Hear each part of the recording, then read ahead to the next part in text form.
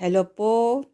Ito po, I want to show you my simple self-made calendar. Ito po ay aking self-made calendar.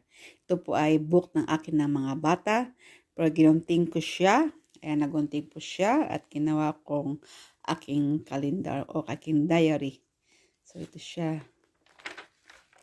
2024. Ayan.